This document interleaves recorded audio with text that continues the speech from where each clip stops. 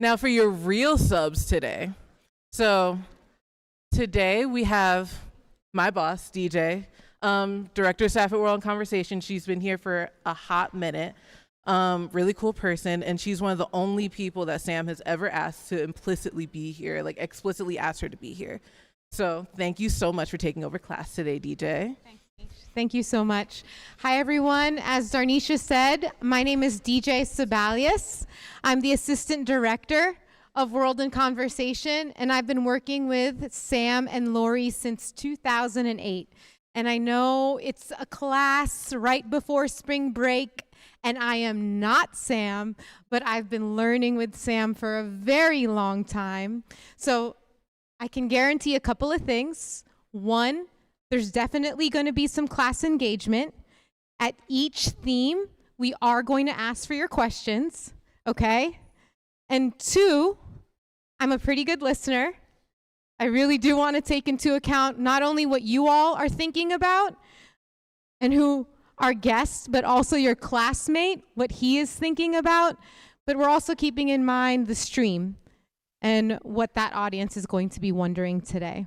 And the third thing I want to guarantee is that I am so honored to host and moderate a conversation with your classmate, Irvin Moore. Okay? Today, oh, thank you. You can go to the next slide. So today's class, punishment, redemption, and transformation. Who better to talk about these themes with than someone who was very, very, very close to a system that once said that he wouldn't be here today because he would be spending until eternity in what we sometimes call the Iron House, right? Or sometimes it's called the concrete jungle.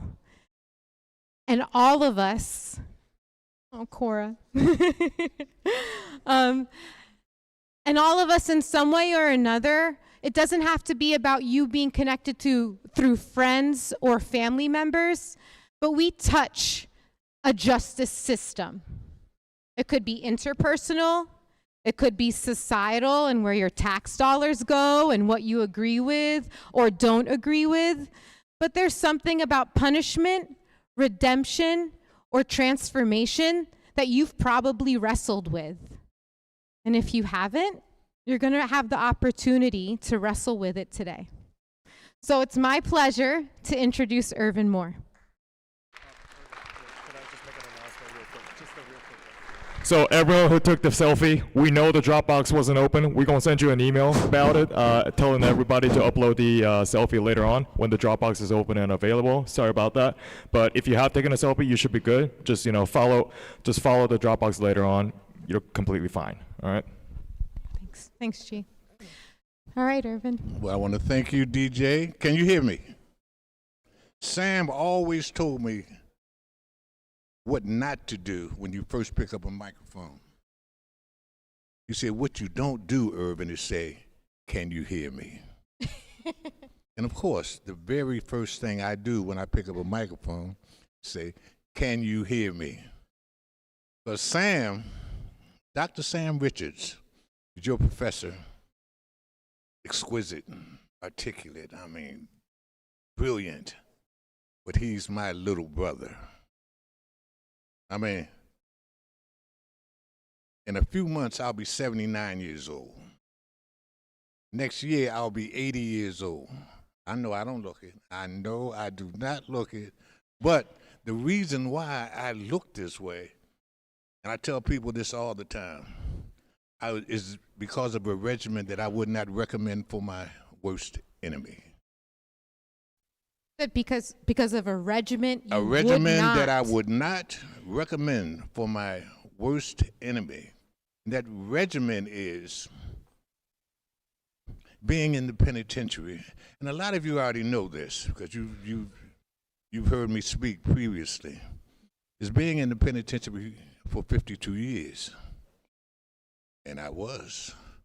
I went into the penitentiary in 1969. Long before any of you were even dreamt of.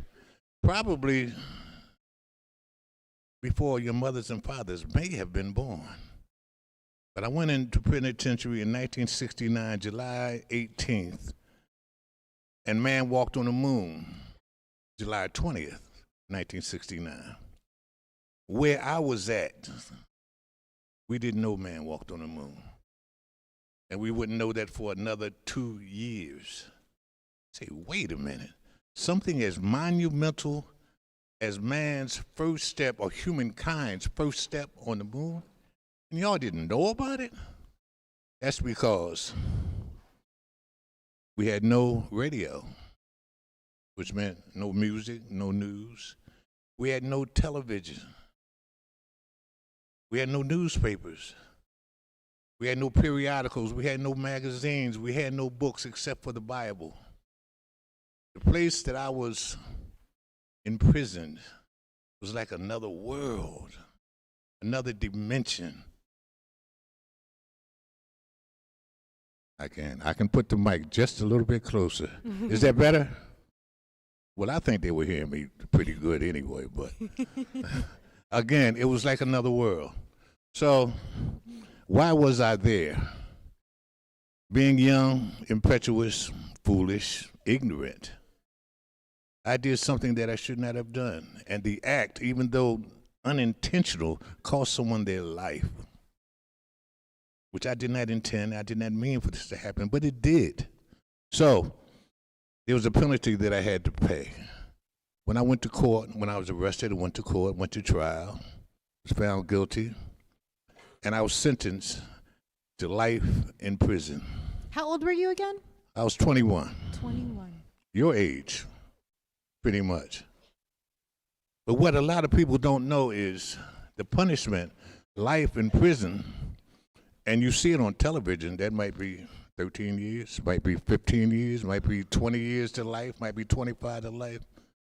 But I was in Pennsylvania, and life in Pennsylvania has always been until you die. The judge does not have to say, I sentence you to life without the possibility of parole, because that would be being redundant. He just says life, and you knew what that meant. Imagine your age walking around in a place like that with that kind of burden on your shoulders, racked with grief, remorse for what happened, and thinking about constantly your mother, your father. It seemed like it was just yesterday that I was at the table, breakfast table with my brothers, eating cereal, cold cereal, milk, playing, and I'm reading off the cereal box. It seemed like this was just yesterday. Now I'm here. Because as I said, punishment was being meted out. Now, the question should be asked, because as I said, life sentences was different across the entire nation. New York, 15 to life. Some other places, California, if you were sentenced to life, the first year that you were sentenced, you went up to see the parole board, and they would make a decision as to whether or not you would go home then or not. I didn't see the parole board until 52 years later. 52. 52 years later. 52 years Was the after first time you saw the parole board? Yes, because I was doing life. Now, you asked the question, why am I here today? Why am I out? What happened if I was supposed to die there? You've all heard of the president's ability to exert executive pardon. It's like something that extended from the Magna Carta of royalty centuries ago.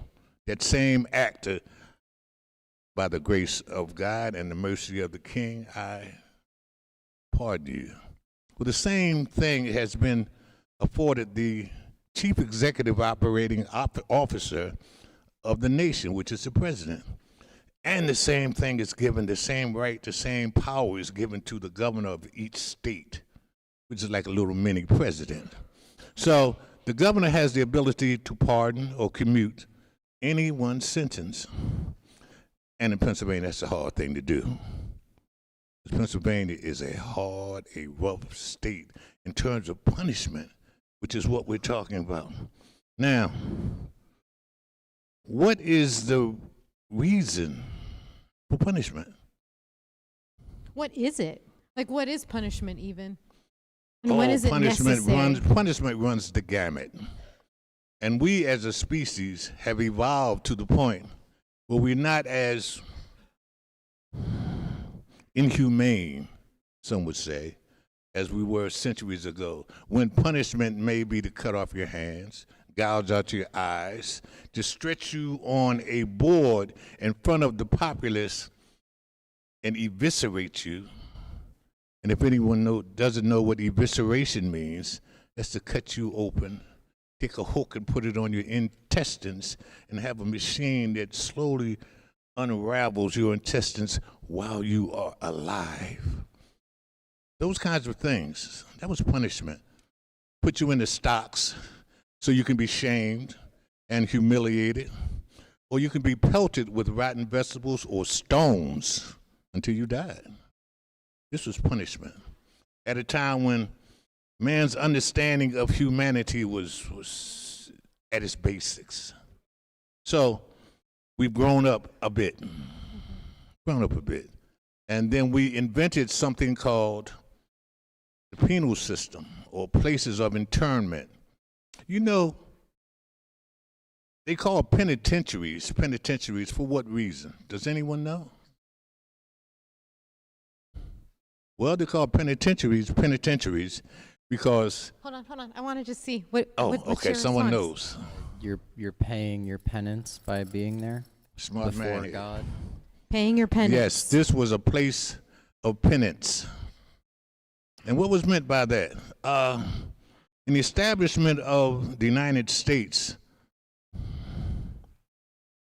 from the 1600s pretty much on, when we had an influx of folk coming from Europe,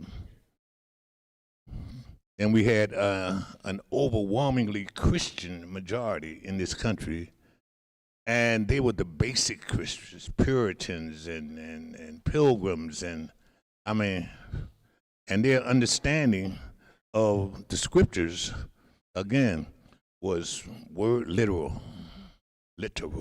So what they thought was that in terms of punishment, we're going to stop doing what we've been doing to punish our citizens this way, because we're killing them, or we're maiming them, or we're blinding them, or we're ruining for any kind of productive enterprise that they could provide the community. So this is what we're going to do. We're going to build a place where we could place these folk who violate our laws. We're going to put them in a cell the same way that monks supplicate themselves, get on their knees, and pray to God for penance. We're going to do the same thing to these people that violate our laws. And it was rough. And that's what they did. They built these places out of stone, out of concrete, out of blocks and bricks. And there was a bed in there. There was a kneeler. And that was it. You had nothing else. You had scripture. Now, this was in the 1800s. And when I went to prison in the 1960s, it was still like that. Of course, we didn't have the kneeler, so which meant we did not have to get on our knees and kneel and pray for penance as a form of supplication for our crimes. We didn't have to do that. But everything else was the same. We had the Bible in the cell. We had the cell which had nothing in it. It was stark. It had a bed. It had a sink and a toilet. That was it.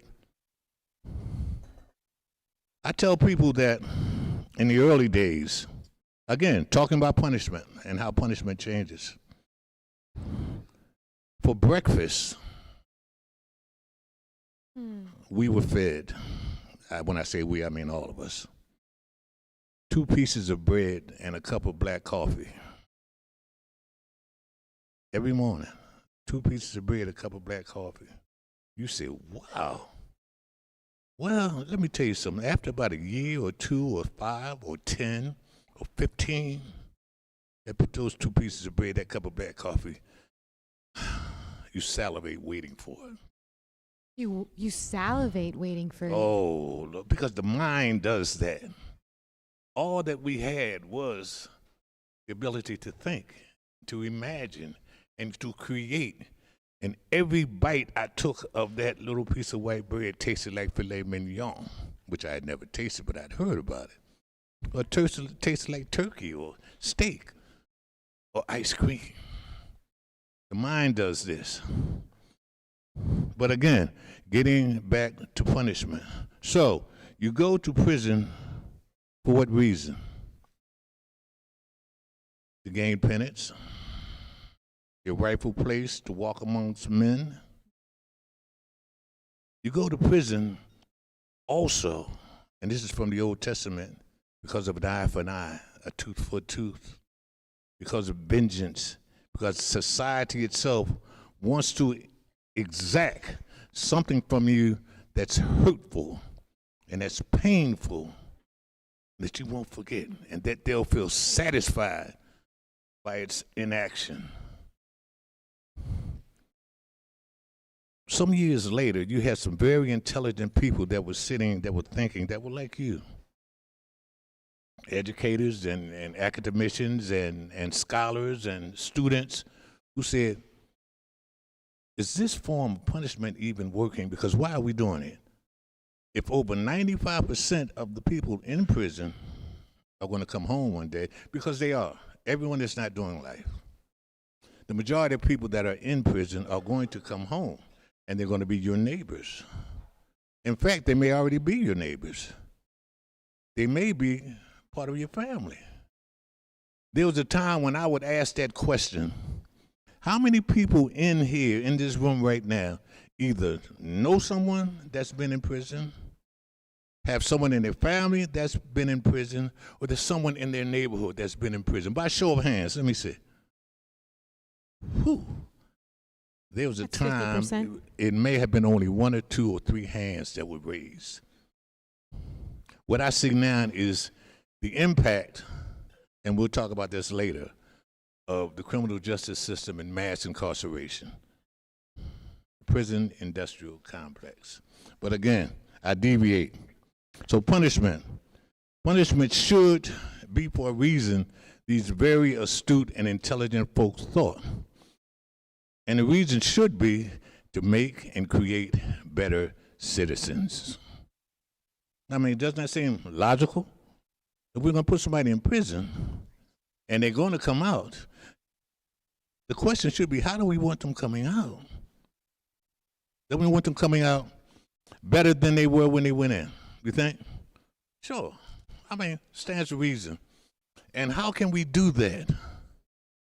By educating them, by training them, by giving them skills, giving them an awareness of who they are and their role they play in society. So there was a time when the system of punishment began to deviate away from its old frame and move toward that, and it was called rehabilitation. And one last thing. Okay. It was called rehabilitation. I, for one, was so glad. I was so glad to see it coming in. Yes.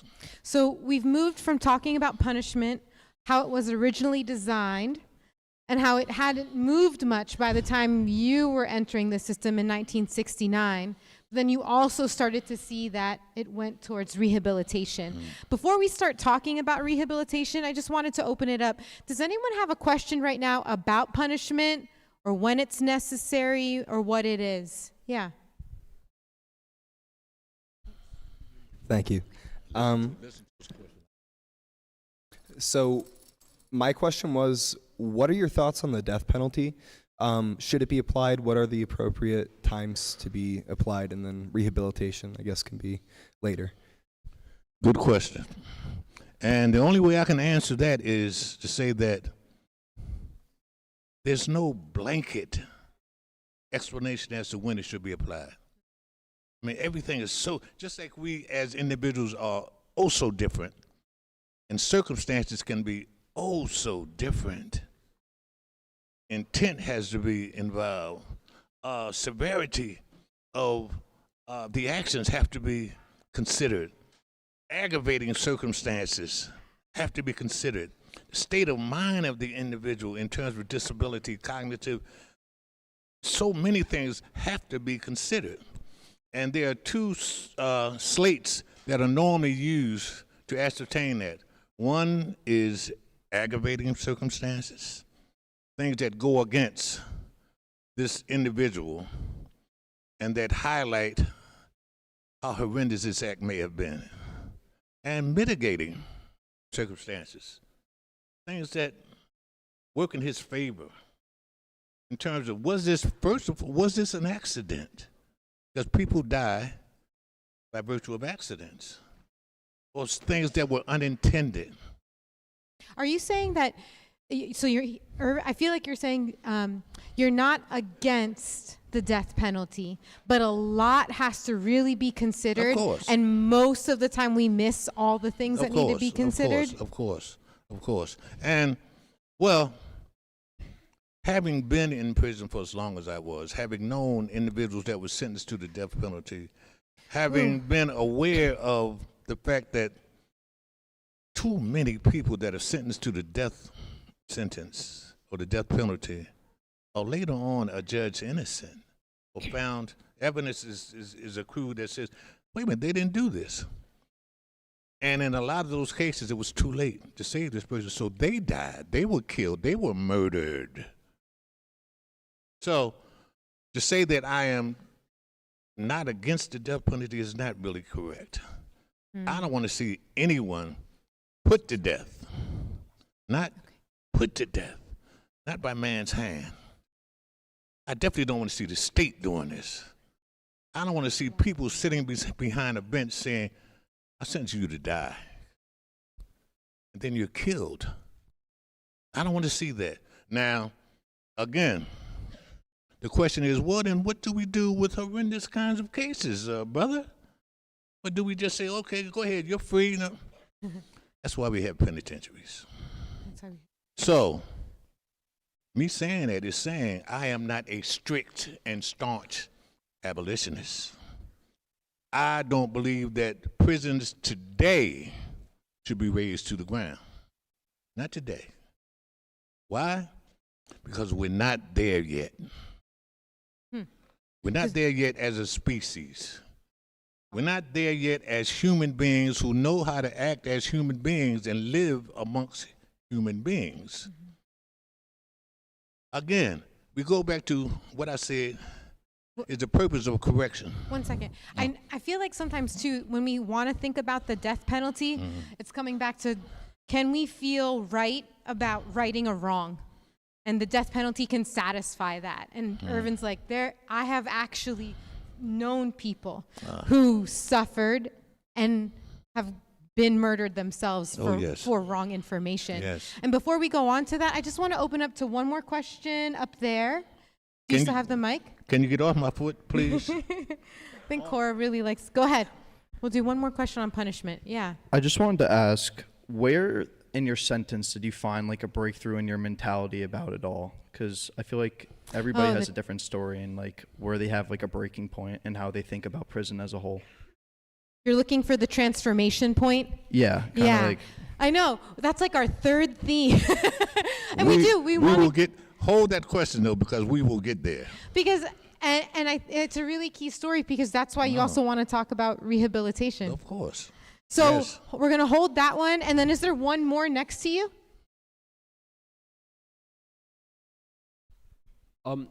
You briefly spoke about the death penalty. If we talk about the opposite, you obviously stated that it was a mistake. The end result wasn't your intention. But how much do you think we should take intent into account? Because I don't think we take it that much into account. Because obviously if it's a mistake, it's different. And if it's deliberate, it's different. Sure. Wait, hold on. You're saying how much do we take intent into account when we decide punishment?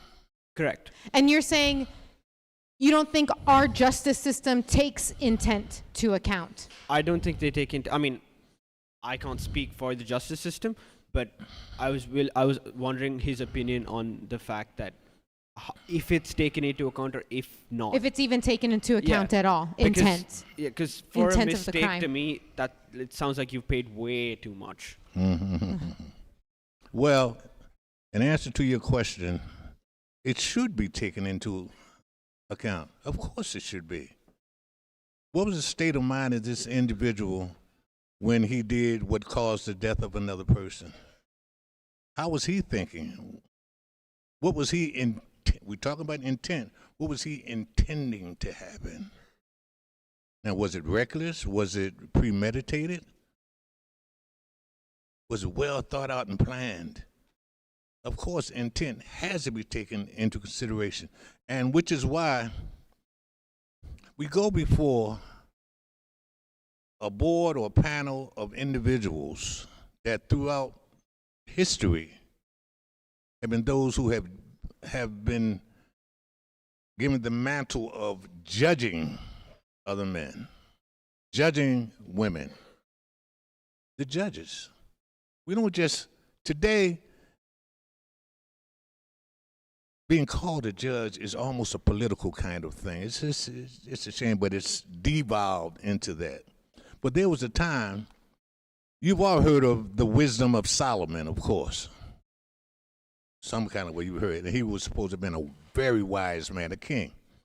And the king, quite often during those days, is the one that judged whoever was the wrongdoer. And there's an analogy that's brought up when two women appear before Solomon, and each one accuses the other one of stealing her baby. This is my baby. No, this is my baby. I gave birth to this is my baby. And Solomon says, after he listened and they hassled and wrangled, and he says, okay, this is what I'm going to do. Since neither one of you have convinced me that the other one is the mother, I'm going to cut this baby in half and give you half and give you half. Say, what? Wise Solomon. One woman says, yes, okay then. I'll take half. Just have my child, I'll take half. And the other one says, look, please, O king, please spare my child's life. Give the child to this woman so that the child may live. And of course, you know, Solomon made his decision based on that. Said, well, you evidently are the mother of this child. Because it shows through with your love and the need that you have to spare your child's life with this other woman. So we're talking about wisdom. Wisdom through age, I'm sorry to say. Because some of you are wise. You're young. The old souls. You're definitely intelligent. You're definitely intelligent and you're on the right path. But some of you have achieved and attained wisdom at such an early age. And I applaud you. I take my hat off to you. It took me a while. And I'm not just saying it to pat myself on the back, but it took me a while and a lot of experience to be able to reason to the degree where quite often I am correct in my assumptions and my assertions. And my perspective on life quite often is listened to. And so you're saying intent is taken into account, but there's a purveyor, there's a judge. It just almost doesn't matter. No. But that's why at one point we selected individuals as judges who exhibited those traits. Experience, wisdom, knowledge, compassion, fairness, justice. I love how you're making sure we understand the roles in the system. Oh, It's yes. not just a psychological thing. It's not just about what you can prove. It's about all the actors. Indeed.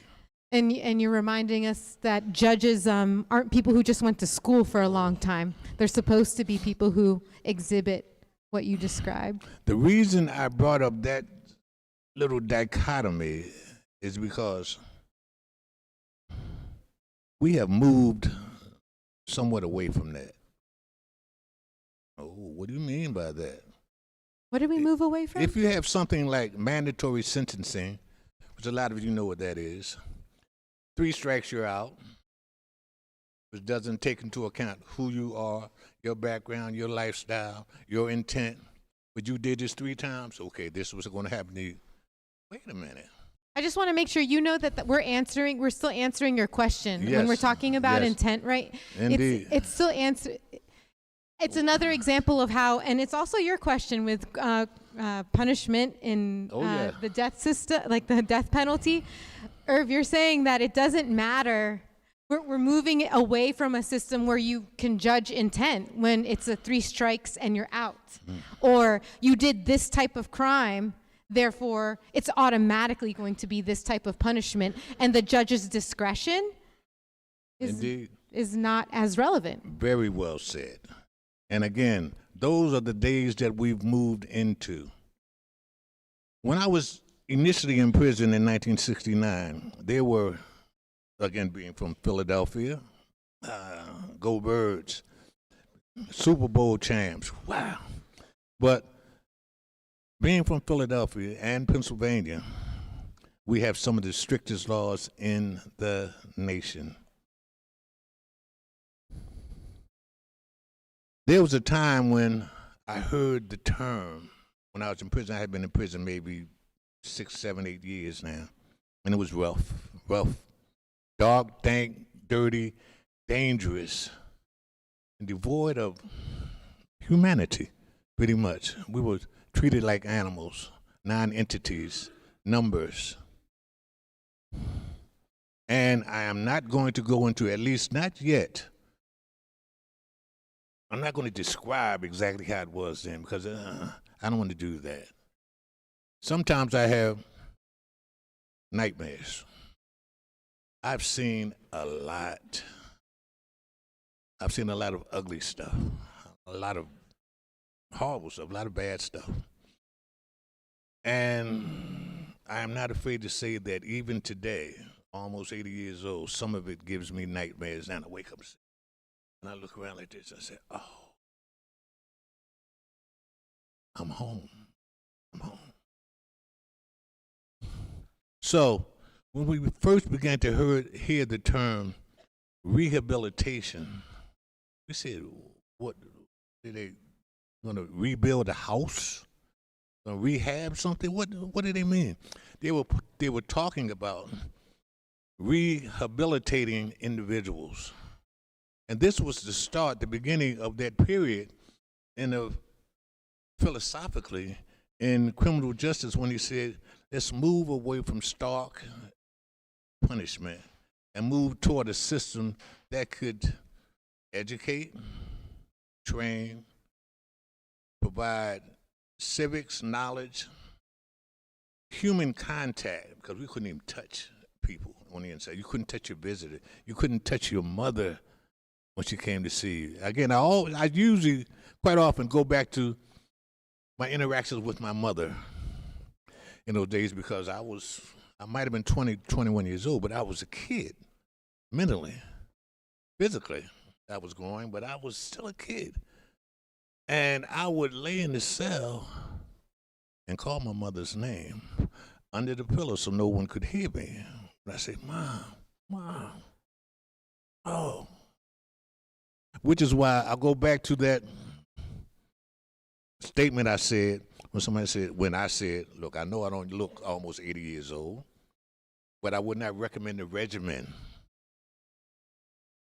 that prompted me to look this way, with no late nights, no drinking, no smoking, no choice foods, no late hours all night, no women, no men, no sex. Those kinds of things. And to do that year after year after year, decade after decade after decade. What makes a lot of people old out here is lifestyle and lifestyle choices. So. But you didn't have lifestyle choices. The Yeah, that's ones what we you're had saying. were very stark. We're very sorry. Can Ve- you also, just by the way, how big was the place you were Oh, in for? okay. There's I'm- you and me right here. Okay, So here's your. well,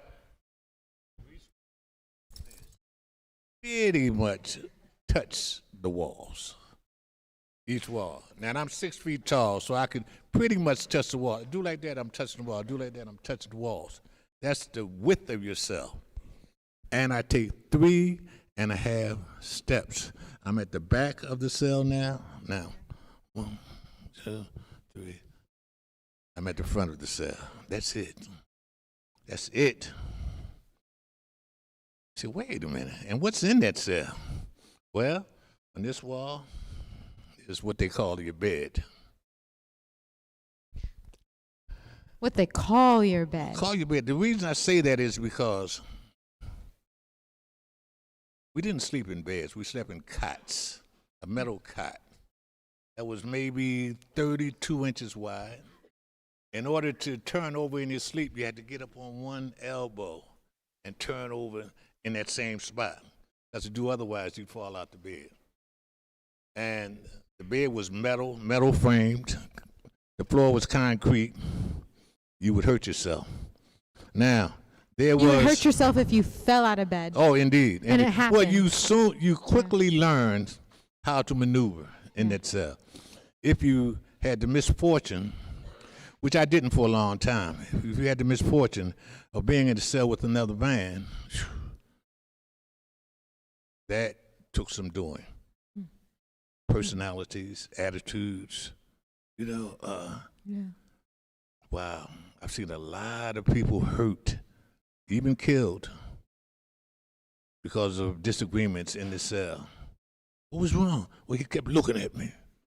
He kept touching my stuff. Wait a second. You're 6 feet. This is two people. Yeah, that's a bunk bed here. It's a bunk. It's a bunk bed. There's a cot here and a cot over top of it. And there's a toilet sitting right by the head of the beds. Mm-hmm. Imagine if your cell partner was sick intestinally. So like I'm over here. Oh wait, 6 Okay, feet. you're there. Okay. This is So the bed is here. This is a small walkway between the beds and the table and the door. Small walkway that you would pace back, do this. Some guys did this all night, and your cell partner would say, man, sit down. Tired of that pacing. That might be the start of it. But you were confined in that very minute space. And I often likened it to living in a toilet, because the toilet was right there. And when you're locked in, and in the old days, we were locked in quite often. And I mean a lot. Locked in, y'all, is like you don't get any privileges. So you're in this cell all day, and sometimes you are also served all your food. Oh, yeah. So it's yeah. Well, that's when we talk about segregation, isolation, the whole. Rough places. But again, initially, I went into the system when there were 8 penitentiaries in the state of Pennsylvania. Mm-hmm. When I came home 3 years ago, there were almost 30. I said, wait a minute. It went from 8 penitentiaries, each one filled up with a certain amount of men and women. Mm-hmm. And when you came home, there were almost 30 penitentiaries. What happened? The That's criminal almost 10 a year. justice system blew up as a political response to what was happening everywhere. But remember, I'm old enough to know, to have been born in the 40s. My early juvenile period was spent in the 50s, and in the 60s, I was a young man like you are, a young woman like you are, and going into the penitentiary. So I'm old enough to recognize there was a time when certain things just were not happening. So responses to social issues. Remember, this is before, I was around before civil rights, pretty much, the civil rights era. And in the 1960s, we began to see something happening that was amazing. That was amazing to me, amazing to us. That was a change, a cultural shift, a change in the food, a change in the music, a change in the art, a change in the way that we viewed authority. Even as in society, not just in prison. No, you're this saying. is everywhere. Yeah. Hey, really quick, y'all. If you do have a question, because we're about halfway through class, you can raise your hand, and I like G and I will keep an eye on you if you do have a question, and I'm going to help weave that into what Irvin's talking about. And right now, Irv is continuing to talk about the backdrop of his experience and what's happening in society that built to why rehabilitation is really important to you. Yes. And it feeds into transformation, right? Indeed, like indeed, you're so I just want to ask, because I know you want to tell us what rehabilitation is, but why do you want us to know what rehabilitation is? Because I want you to know that change is possible. I want you to know that the only constant in the universe is change. Every day, every second, something is changing, something is turning over, something is becoming something other than what it was. And to think that we as a society cannot do that, that we're locked. Those are thought processes that were into play for centuries prior to now, when it took 1,000 years for one seed of evolution to prop up. And the way things are happening today, Sadness. unbelievable. So this was the 1960s, and for so long it had been like this. And all of a sudden, as I said, the music is different, the art is different. There were different movements, abolitionist movements, Black Power movement, the Women's Lib movement, first understandings of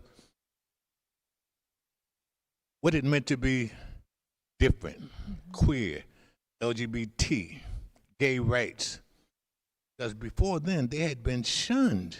Now people say, no, I'm standing up for my rights. We were in Vietnam at the time. We were fighting a war. No, we were fighting, it wasn't considered a war because it was an undeclared excursion. But we had brothers and sisters over in Vietnam that were dying in the thousands every day. And with the changes that were happening culturally, in the media, technology, for the first time, we were able to see this on television 24 hours a day. In prison, you were starting. Is that what? No. This is before I went to prison. Before you went to prison. I was home then when all this was happening. Yeah. You know, I was 16, 17, 18 years old, and there was change happening everywhere. There were movements developing everywhere. A lot of you guys have heard of the Black Panthers as a black nationalist organization. But long before the Panthers, there were other organizations, Sudanese Liberation Army, the Black Liberation Army, Revolutionary Action Movement. That's who we were in Philadelphia. And what was our goal? Our goal was to take charge of our communities. Stop people robbing, stealing. There was no drug epidemic at this time. And imagine what I'm saying. In the United States of America, in the early 1960s, there was no drug epidemic. Wait a minute, we look at all the movies, we see the dope fiends, the drug addicts everywhere. That hadn't happened yet. And when it did happen, years later, we were able to go through information, documents that was put out by the government itself that says a lot of this was planned reaction to what was happening in the communities. Because you had people that were standing up now. You had women that were standing up Said, I'm not going to take this anymore. You had gay folk that were standing up saying, I'm not going to take this anymore. You had what we call flower children, which were basically pacifist folk, mild-mannered, that did not want us to begin a war. He says, I'm tearing my draft card up. I'm not going to fight. And you had the Black Power movement. So you had all of these movements that were occurring and happening. And the government, the system said, how do we deal with this? How do we handle this? So slowly but surely, we started to see something happening, which was a response to that. And it was the birth and the growth of the prison industrial complex. From those 7, 8 prisons in Pennsylvania, and the same thing held true across the nation, there was an explosion of building prisons. What? For what? And you're okay. So you're painting the backdrop. You're saying, here's what's happening in the U.S. The uprisings are happening. People are not standing for status quo anymore. Indeed. And so the response to keep us in line is the burst of the prison industrial complex. Wait, can I just really quickly ask? Because everyone, you want. I feel like a lot of people in here know about the prison industrial complex a bit, but they always want to ask a little bit more about, wait, tell me what's private. Tell me what's state funded versus when it's private. How many of those? Wasn't it just a money grab? When I mentioned the prison industrial complex, I'm putting it in a different light. Now, and it's no longer just prisons, just penitentiaries, just jails. This is a business. This is something that now has a place on Wall Street. This is something that now means a source of income for a lot of folk. This is something that now means politicians are getting involved in who has prisons, where prisons are, how they're built, what area they're built in. And if you notice, there are very few, if any, penitentiaries in the cities. They're all scattered out in the rural areas. Why? To give jobs to those folk. Yeah. How far away, if you don't mind sharing, how far away from where we're at right now was the prison that you spent the most time in? Oh, well, Speaking of how it's not in a city, right? State College is not a very big city. The most time. I was in Graterford Prison, which is in Montgomery County, most dangerous and dastardly prison in the state.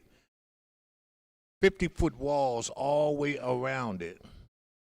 More deaths of staff, of inmate than any other place in the state. I was there for 26 years. I was transferred from there to Rockview, which is 7 minutes away from here. 8 miles.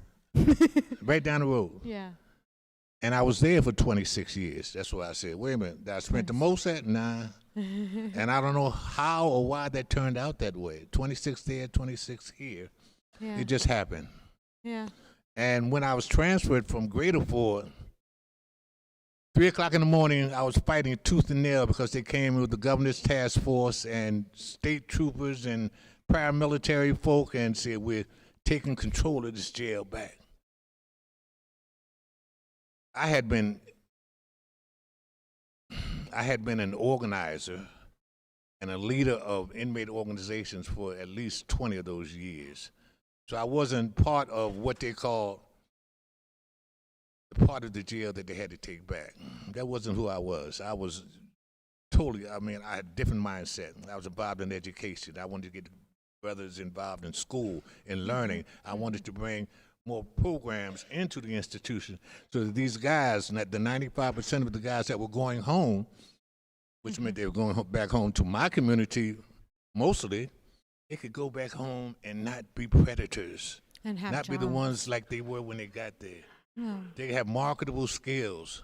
They have more awareness and knowledge of who they were as individuals and people. That's why, sorry, I don't mean to be too sentimental, but I just want to be like, that's why I love you. It's because you really do have a heart and a vision for people rehabilitating and not for just the individual who did a crime, presumably. You have a vision for society. You're talking about once people rehabilitate, they're out and they are part of society in a way that feeds them and is for the good for greater people. Sure. But you know what? I think people online they keep wondering because I don't really want to ask this, but I feel like I just want to honor ask it. Ask that question. Is it about transformation? It's transformation and seg. Transformation and what? I think people want to know about solitary confinement, and they want to know if your transformation happened in. Yeah. Well, transformation can indeed happen in solitary confinement. Let me define what solitary confinement is. You're in jail. You're in the penitentiary. You're in a place of punishment. Yet there are people even there who act up. People hurt people in there because hurt people hurt people. And it's a concentrated environment. Sorry, you just said hurt people hurt people. Yes. And so a hurt person, you have to picture, Irv really wants us to picture a hurt person in solitary confinement. Okay. So, what do they do with a person who hurts another person in jail? It's okay, we give you more time or add to your sentence. No, they put them in what's called the hole. Everybody in here, for the most part, understands and knows what the hole is. Is there anyone in here who does not know what the hole is? Or segregation or isolation? So, it's a place that's designated as the jail within a jail. You're in prison, but we're going to put you in jail. But I'm in jail. We're going to put you in jail in here. Okay, well, what is this? It's a cell just like the one you left. So what do you mean? But there's no bed. No bed? What do I sleep on? We got a mattress for you. The mattress is on the floor. Take your clothes off. Keep your drawers. Keep your undershirt. Take your socks, your shoes, all that. Give me that. Take all that. Put it out there. So you're humiliated. So you're transferred. You're humiliated. You take off even more dignity. Yes. You have to take off the clothes that you had. Yes. And then you're in the hole. You're stuck in this room with nothing. You have the toilet, your mattress, and you. This is where they continue to give you 2 pieces of bread and a cup of black coffee for breakfast. When lunchtime came, they brought you a little tray, shoved that through the slot, and you ate your little lunch. Meager, very meager.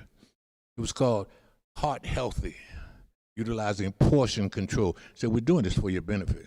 We don't want you getting fat in here. So, and at night, at 5 o'clock, slide open again, and they push through, what do you think it is? 2 pieces of bread and a cup of black coffee. That's your supper. Every single day. Every day. 6 in the morning, 12 o'clock, 5 at night. And once they gave you that last meal, quote unquote, they shut the slot, put a double lock on the door. There were 2 locks on it, locked both of them, and then slid a huge wooden door on rollers that was on the outside of that cell door. Boom! And he locked that. And that's where transformation comes in. Well, no, I don't mean to be funny, but like really, that's. I know. But the question is, you did not want to go to the hole in the wintertime because at 4:30, it's 4 o'clock sometimes, it got dark outside. There was a window that was up. You couldn't just look at it, but it cast a light in your cell, and you were able to look at that light all day long until it got dark. Now, once it got dark, there was very little to see, but once they put that wooden door across, which shut out all of the light filtering in from the lights in the corridor, you could not even see your hand in front of your face like this. That's at 5 o'clock in the evening until the next morning. So what do you do? What do you do as a young man sitting in there on the mattress almost naked. What do you do? A couple of things. I'm going to get to two of the most extreme. You can either go insane, which a lot of people did, one way or another, one form or another, begin to deviate from what was normal reality. And they come out and you know that they were different. Or you underwent the beginnings of transformation. And I'm so glad that we as human beings have been equipped with that ability to go into ourselves and wrestle with the both parts of who we are. Because there's a duality in every one of us. We're not defined by the worst mistakes, or we shouldn't be defined by the worst mistakes of our existence. And there's also part of us that could reach, I don't know if you believe in a higher spirit, I do. I don't know if you believe in the designer of the universe, but I say this is not an accident. And Uncle Irv, okay, so we talked about how transformation could happen in solitary confinement. That's not necessarily your story. No, but we are no. responding to what some are wondering Well, from online. And we only have like a couple more minutes, and I did want to get to this one We only have a question. couple more minutes I to what, this entire know. session? So I do want to can't get to his question really quick, and Oh. then I'm going to transition us just to talk a little bit about atonement. You guys can talk. Thank I'm you. telling. Ern, I think you are the perfect person to ask because one, you are a community leader. You have been in your past, and two, you have been rehabilitated. So I gotta ask, you already know, like, you can't simply tell somebody a concept and expect them to see it the same way you see it. They have to experience it for themselves to understand it. Now, you have these people who grow up in certain conditions and they see this certain view of the world and they think that there is no rehabilitation or this and that. But as a community leader, like, how do you start to, how do we as a society systematically shift the mindset to rehabilitate the people? You're saying you believe most people out there don't believe in rehabilitation because they haven't experienced the need for it. I don't want to say don't believe in rehabilitation, but a lot of people don't work for it. A lot of people go into jail and then they get beat and then they come out and then they want to be somebody else because that's just a transfer of energy. That's how it goes. And they don't see that rehabilitation is an option for them. It's just a redemption. cycle. Or redemption. Or It's just a redemption, cycle. which Well, we have. first thing you have to do, Okay, thank you for that. first thing you have to do is define or redefine what rehabilitation is. It's not something that's specifically isolated to carceral environments. A person can rehabilitate themselves out here in the face of trauma, in the face of climactic experiences. A person can say, oh, wait a minute. Because what does rehabilitation mean? To redo who and what you are. And in some instances, and I already talked about that duality that's in all of us, is to reclaim that portion of you that you know is, and I know this is cliche, to say there's a good angel over here and there's a little red devil over here, or little devil, I'm not going to say red, there's a little devil over here. But the two natures of human beings are real, as far as I'm concerned. And it's who we listen to. What we decide is going to be who we are.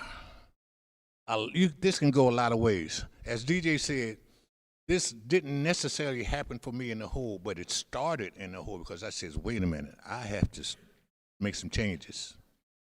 I said, I can handle this because I'm handling this, but I don't want to.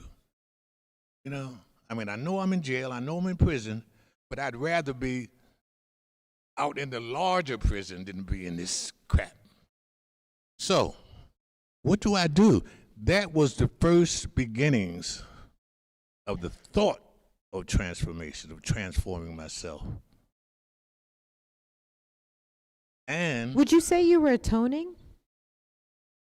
When you were in solitary confinement and you were in that position, and you weren't acting out, you weren't flooding the toilet, were you atoning for doing Again, wrong? remember I said the act that I was involved in that cost a person his life was an unintended action. Something I did not intend for it to happen. I did not mean for this to happen. I did not want this to happen, but it happened. It happened. And I understood that. From that very moment, You were atoning. I said, I have to do something. I didn't know what was going to happen to me. I says, I have to do something to make sure that does not happen in my life ever again. Now, I maintained that mindset for a while. You were experiencing redemption the moment you didn't want it to happen, regardless of the court system. Why? Because I am a human being. I'm a human being. I'm from the hood. I'm from North Philadelphia. We were rough. We were tough. We were gang worn. But I am still a human being. And my life did not, I do too. My life did not revolve around the pain and anguish caused someone else. I did not. Hold on. Can you just say why you wanted to clap? Just now? No, seriously, when you clapped for him saying human being, can you just say what it was that you're like, I really feel that? That's right. That we're human beings. I understand. There's something, Believe you got me. a shared story. Oh, yeah, indeed. I appreciate you. Hold I on. understand. Okay, so we're coming back into redemption and atonement. So, from the moment that happened, and for the rest of my life, I was making amends. I was atoning. I was doing what? I was becoming part of what you guys have read about philosophically and politically, part of the social contract. And what does that mean? None of us live in a vacuum. We're not located somewhere in space, just hanging there, just no top, no bottom, no size to grab, just there. That's not us. We live in a society amongst other human beings. Now, even though we don't necessarily sign a contract and says, I'm supposed to act this way, we understand that. We know that there are certain ways that we are supposed to act. We're taught this from our first socialization beginnings in the home. The difference between right and wrong. How to do something good. What's good and what's bad. We're taught this. We know this. So when something monumental like the loss of a life happens, or even something not as monumental as that, when someone is hurt, psychologically, emotionally, however, and you're the cause of it, do you feel overjoyed about that? No, I don't think so. I don't think so, even though there are some of us who do. Some of us who are sociopathic in that sense, which is why, again, I don't necessarily believe that we should raise all prisons to the ground today, because we need places for those folk to be able to experience rehabilitation, to be able to experience redemption, to be able to experience transformation. And it doesn't necessarily always have to happen in prison. Of course not. But we already created a system where many, many people are in those prisons. But it doesn't, sure, yes they are. And if what we did in those places as policy and practice supported that and nurtured that and maintained that, I said, oh. That's why you're saying, that I'm supporting you. I'm saying, that's why you're saying we can't just burn it to the ground. No, it took we can't. your whole time in there. What's your question? So I had a question about, like, before you went into prison, right? Like, the trajectory that you were kind of on with your life path, like your path and your choices that you were making, if not have gone to prisons, do you feel like you have made that growth in your life overall and kind of like gotten to the point where you are now, like with your mentality on everything? Can you say that? Do you feel like what Do you feel like you have gone to the point you are in your growth and mentality on like everything in your stance if you had not had that transformation and that like defining moment? Do you think you would have just come to that without prison? And but before Uncle Irv answers that, can you also just say what's making you? I feel like you're saying prison serves something. Can you say where the question is like rooted from for you? Well, I'm saying like as a person, like everybody has a defining moment, and everybody has a moment where they feel like, you know, maybe you hit rock bottom, or maybe you have a point where you change who you are overall as a person.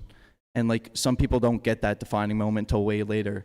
But having that experience and going to prison for him, like you have to appreciate that time that you spent in the penitentiary, because sometimes maybe if he kept on continuing doing what he was doing before he went into prison, he never gets that growth and he never reaches the point where he is now.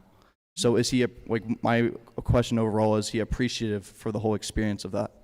Sure. I appreciate that question. I like to think that being the person that I am, I would not necessarily have needed prisons to find and transform and become who I am today. Because what happened to me in prison can happen to people out here. I found saints and angels and sages and guides and mentors and griots in prison. I found those of us who were willing to take a young man's hand and put him on what they thought was the correct kind of path. And that path being, first and foremost, education. Doing what you're doing here, doing what you do every day. And then education of not only the academics or the vocationals, but intrinsic, autonomous education. Learning, and I don't recall who this philosopher was, but over 2,500 years where he says, an axiom. Well, what is this axiom? Know thyself. Know thyself. Know who you are. Know what you're capable of. Know your strengths. Know your weaknesses. Again, I go back to the point, we all make mistakes. Know that you are not a part and product of the worst mistake you ever made. That duality. I elected to walk a certain path. I could have gone this way with a lot of my buddies, you know, who still wanted to be gangsters and hoodlums and what have you. But I says, no, I'm not going to do that. First and foremost, I began to recognize that there was a debt I had as a member. Remember I mentioned that social contract? As a member of society, I have and I adhere to the contract that says to live amongst human beings, act like a human being. I mean, the golden rule, do unto others as you would have them do unto you. That is so simplistic. Yeah. I would rather smile and laugh, sing some songs or dance than to fight. And I come from a city of prize fighters. But I have preferences. I'd rather make people happy than sad. If I make people cry, it's going to be crying tears of joy. And I tend to do that a bit. I even do something that I thought I would never do. I cry myself. Because for decades and decades and decades and decades, I didn't shed a tear on it. Not because I didn't want to, but because I could not. Not in that environment. I couldn't hug another brother, which is, I'm a hugger now, and I hug everybody. You know, people meet me, they know Irvin's going to hug you. Because in there, I couldn't do it. So, again, I like to think I would have transformed and become my better self, even under less egregious conditions. But again, we cannot do this by ourselves. One thing, I talk a lot to people, and I write a lot as well. This is going to be your final wisdom. Okay, Oh, I write my a lot goodness. as well. One thing I always admonish my readers and the people I talk to do, because everyone wants to be blessed, don't we? Don't we want to be blessed? I want good things. Don't we all want to be blessed? So I say, in order to guarantee that blessing, be a blessing. Be one. Be the Be one yourself. We are going to transition into your quiz, but before we do, I just want to thank y'all for giving Uncle Irv the respect that you did today, and let's give him a round of applause.